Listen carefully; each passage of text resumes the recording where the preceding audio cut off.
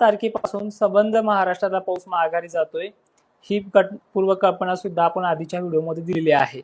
पण आजची जी काही रात्र आहे 3 एप्रिलची तो अनेक भागांमध्ये वादळी वाऱ्यासह पडणार आहे। सध्या काही ठिकाणी वाहतुणी पावसाची नोंद झालेली आहे। बीड जिल्ह्यातल्या वडवणी परिसरातील काही भागांना अतिशय नदीला पाणी जाईल असा परिस्थिती निर्माण झालेली आहे। ही पुढे संध्याकाळी कोणत्या भागांमध्ये पुन्हा उद्भवू शकते याचं देखील ह्या व्हिडिओमध्ये विश्लेषण पूर्णपणे आपण करतो आहे। तर लक्षात घ्या, उद्याचा 4 तारखेचा पाणी किंवा 5 तारखेचा पाणी कधी कधी उघडणार आहे, कोणत्या जिल्ह्यातून माघार घेतोय। तत्पूर्वी आपण आता पहिले सांगली जिल्ह्यामध्ये सध्या काही तुरळक भागांमध्ये पाणी चालू आहे। हा पाणी सोलापूर परिसरामधनं धाराशिव मार्गे लातूर नांदेड पट्ट्यापर्यंत काही मोजक्या भागांना जाणार आहे। पाऊस अवकाळी सर्वदूर होत नसतो, विजांत वगैरेमुळे काही ठिकाणी नुसते शितोडे पडतात, तर अशी परिस्थिती आहे। पण सतर्क मात्र राहावं लागेल, कारण की विजांचा धोका अनेक ठिकाणी जनावरे दगावले आहेत। तुम्हालाही नांदेडकरांना, लातूरकरांना, धाराशिवकरांना, सोलापूरकरांना सतर्कता आहे। त्याच पाठोपाठ अहिल्यानगरमध्ये अनेक ठिकाणी विजा सुरू झाल्यात। पाथर्डी असेल, नेवासा पट्टा असेल, हा पाऊस पैठण गंगापूर मार्गे जालन्याकडे प्रस्थान करतोय। गेवराई पट्टा याच्यामध्ये आहे, काही ठिकाणी सुरू पण झालाय। ज्या घनसावंगी मार्गे तो लोणारकडे सरकतोय। ठीक आहे, संभाजीनगरच्या उत्तरेकडील भागांमध्ये कन्नड सुद्धा वातावरण सक्रिय आहे। म्हणजे देऊळगाच्या पट्ट्यापासून खालचा भाग जो काही खामगाव पट्टा असेल, शेगाव पट्टा असेल, अकोला, पातूर, अमरावती पट्टा असेल, इथे काही ठिकाणी चालू आहे, आणखी काही ठिकाणी वाढणार देखील आहे। नागपूर जिल्ह्यात सुद्धा काही लेयर्स बनलेले आहेत, तिथे देखील पाणी असेल। हिंगोली आणि वाशिम जिल्ह्याच्या काही डिफरंट भागांमध्ये हा पाणी पडेल। दक्षिण उत्तर अशी त्याची दिशा आहे। सतर्कता राहावाच आजच्या दिवस। उद्यापासून जोर अनेक भागातला कमी होतोय। तर नाशिक क्षेत्राला आणि धुळ्याच्या काही भागांना आज तरी धोका नाहीये। त्याचबरोबर पुणे परिसरातला धोका उद्यापासून येत्या 24 तासांमधून कमी होणार आहे। सांगलीतला धोका उद्यापासून म्हणजे 4 तारखेपासून कमी होणार आहे। त्याचबरोबर बीड जिल्ह्यातलाही बऱ्यापैकी धोका कमी होणार आहे। पंढरपूर, धाराशिव पट्टा उद्यापासून म्हणजे 4 तारखेपासून कमी होणार आहे। नाशिक, मालेगाव मधला धोका काही प्रमाणात कमी होईल, कारणही सांगतो, व्हिडिओमध्ये शेवटपर्यंत पहा। पहिली गोष्ट, आपण हा उद्या म्हणजे 4 तारखेचा अंदाज पहिले देऊन टाकूयात। हे पहा, नाशिक दक्षिण भाग, अहिल्यानगर, छत्रपती संभाजीनगर, पुणे, कोल्हापूर, सांगली, पंढरपूर, सातारा, लातूर, बीड जिल्हा, त्याचबरोबर परभणी सुद्धा बहुतांश ठिकाणी पाऊस बऱ्यापैकी कमी होतोय। जालन्यातही अनेक ठिकाणी कमी होते। जर पडला स्थानिक वातावरणाचा तर कुठे कुठे पडू शकतो हे देखील पहिले पाहून घ्या।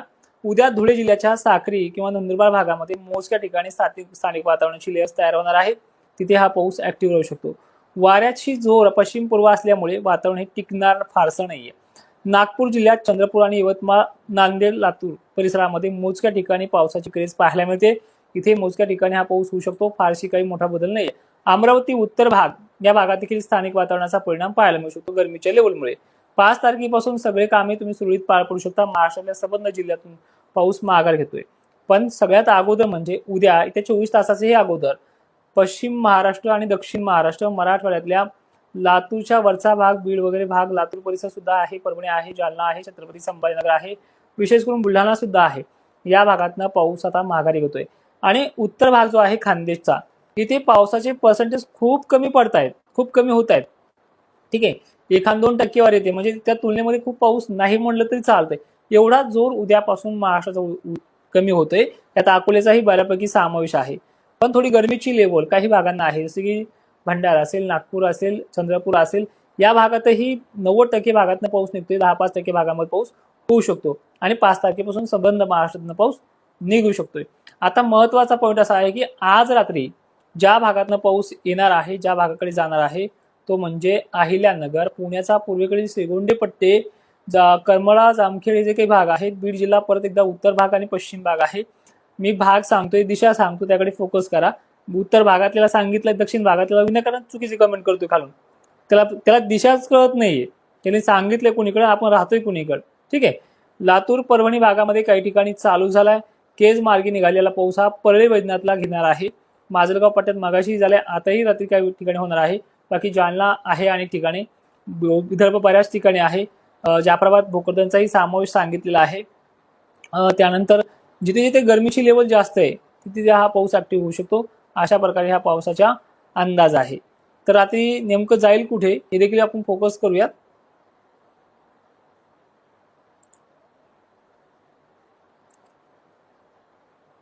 जालन्याचं नाव तर घेतलंय, बीड आहे, परभणी मोजक्या ठिकाणी आहे, वाशिम तुरळक ठिकाणी आहे, हिंगोलीचा पण समावेश आहेच काही ठिकाणी, लोणार वगैरे परिसर आहे, खामगाव आहे, देऊळगाव राजा सुद्धा आहे दक्षिण भागाकडे, त्यानंतर सिंदखेड राजा परिसर सुद्धा आहे, शेवगाव पट्टा आहे, अकोला अमरावती चालू आहे, काही ठिकाणी अजूनही वाढणार आहे, वर्ध्याचा सुद्धा भाग आहे, चंद्रपूर पश्चिम भाग आहे, किनवट नांदेड परिसर आहे, माहूरगडाच्या काही मोजक्या भागांमध्ये डोंगराळ परिसरामध्ये जाऊ शकतो, नागपूर पश्चिम भाग आहे, जळगावला फारशी काही महत्वाचा वातावरणाची दिसत नाही, पण जळगावच्या भागातल्या शेतकऱ्यांनी आजचे दिवस सतर्क राहा. छत्रपती संभाजीनगरच्या कन्नड, गंगापूर, सिल्लोड परिसर हा भाग देखील आहे, पैठणचा समावेश त्यामध्ये केलेला आहे. अहिल्यानगरचा उत्तर भाग काही ठिकाणी, तर पूर्व भाग देखील आहेच, बऱ्याच ठिकाणी पूर्व भाग आहे, दक्षिण आहे, चालू आहे सध्या. पाचोर पैठण साईड देखील आहे. त्यानंतर सोलापूरच्या भागात गरमीची आणि उष्णतेची लेवल पाहता वादळी वातावरण सक्रिय होण्याचा अंदाज आहे, त्यामुळे हा शेतकऱ्यांनी देखील अंदाज लक्षात घेऊन आपले काम करायचे. उद्यापासून तुमचा पाऊस कमी होतोय. त्याचबरोबर सांगली चालू आहे. फोन मध्ये मध्ये करू नका, फोन हँग व्हायला. तर लातूर वगैरे परिसरात देखील हा पाऊस आहे. सरळ सरळ सांगायचं म्हटलं तर 30च्याही आतमध्ये 20-25% व्याप्ती करून मराठवाडा, उत्तर महाराष्ट्र म्हणजे विदर्भाचा भाग, अशा भागांना पाणी आहे. तुमच्या कमेंट्स काय आहे ते कमेंटला पहिले उत्तर देऊयात. नक्कीच गेवरात चालू आहे. कन्नडला चांदण्या पडल्या, झाकतील काही मोजक्या भागाने. कन्नडच्या पश्चिम भागात जास्त काही धोका नाही. पूर्व भाग नक्कीच.